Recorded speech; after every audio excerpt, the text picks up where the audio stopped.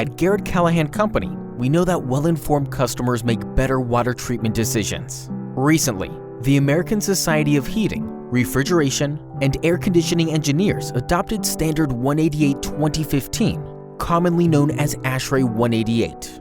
This standard is anticipated to have a potentially profound effect on your liability for exposure associated with waterborne pathogens, like Legionella in your facility.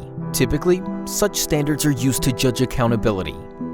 At its core, ASHRAE Standard 188 provides specific benchmarks that are designed to potentially shield your business, to protect anyone in your facilities and visitors to your buildings from possible exposure to harmful and potentially deadly waterborne pathogens.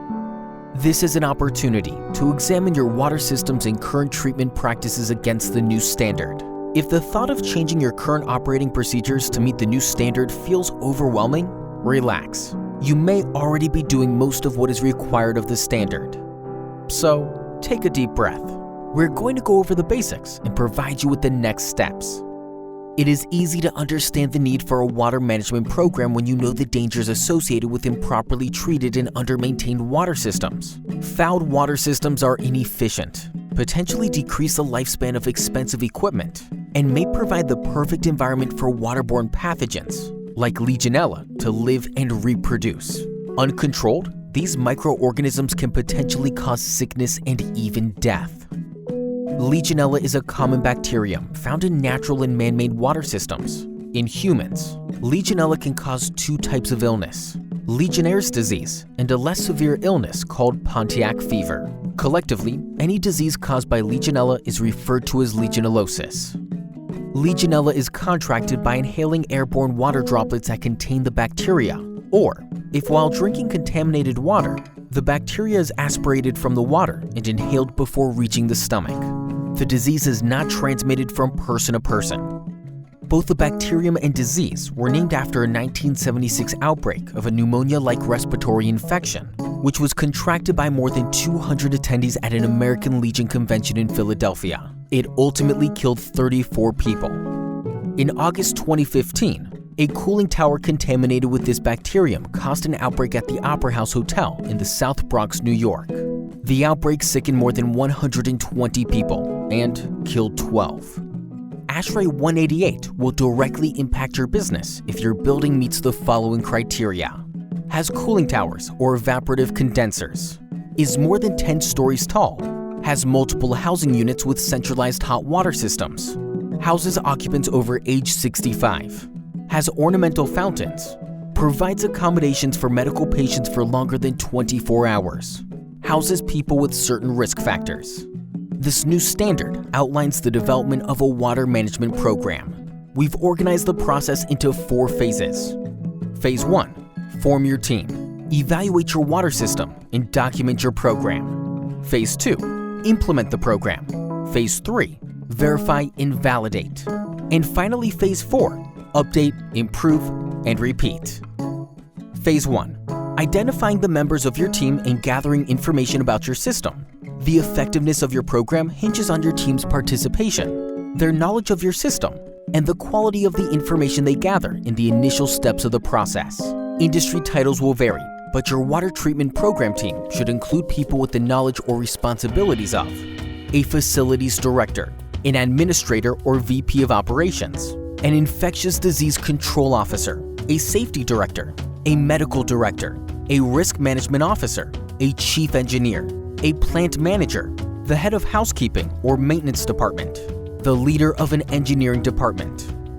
The responsibility for the ongoing management of the water management program lies with the building staff and/or the building owner. After the team is formed, an inventory of the water system is taken. Then, a physical inspection with the objective of identifying potential hazards and areas in need of repair is performed. The tactical actions for the program come from the details gathered about the water system. The more details you gather, the more comprehensive your program. Compliance requires your team to have a flow diagram of the water system, a written record of identified hazard points, summaries about their condition, and details about what control measures will be taken for each hazard point. The paper trail created during Phase 1 documents all plans for monitoring, setting performance limits, and corrective actions for each hazard point. It may be used to substantiate compliance. Phase 2. Implementation. The written program must be implemented. In this phase, areas for repair and upgrade are addressed, and the plan monitoring and any corrective actions are executed. Every actionable item or upgrade performed needs to be documented. Remember to keep a good paper trail. Phase 3. Verify and validate. This entails confirming the steps performed during your program's implementation and documenting your program's effectiveness. To put it simply, verify means documenting all actions performed during your program's implementation phase and recording what was done. Validate means providing evidence regarding the effectiveness of a process to treat a problem or issue in your water system. Phase 3 is ongoing and repeated during the operation of the system. Phase 4. Update and improve. All good programs will evolve to meet new needs, new technology, and available resources. This step, built into the ASHRAE 188 standard, requires ongoing communications and regular meetings to review the program's performance. Your team will need to schedule time to evaluate your program and adjust it accordingly. That's it. The 4 phases of a water management program. 1. Identify your team, evaluate your water system, and document your plan. 2. Implement the program. 3. Verify and document all actions and validate. Provide evidence of the program's effectiveness. 4. Update and improve. Schedule regular meetings to review your program and incorporate new needs, resource changes, and innovations as appropriate. And at each step, documenting. The Garrett Callahan Company team of experts is extensively trained and certified to evaluate water systems in your facility and can offer protocols and procedures to reduce the risk caused by microorganisms. Anyone can sell chemicals for water treatment, but not everyone is a water treatment expert. With over 111 years of water treatment expertise, you can be rest assured that we will be there for you.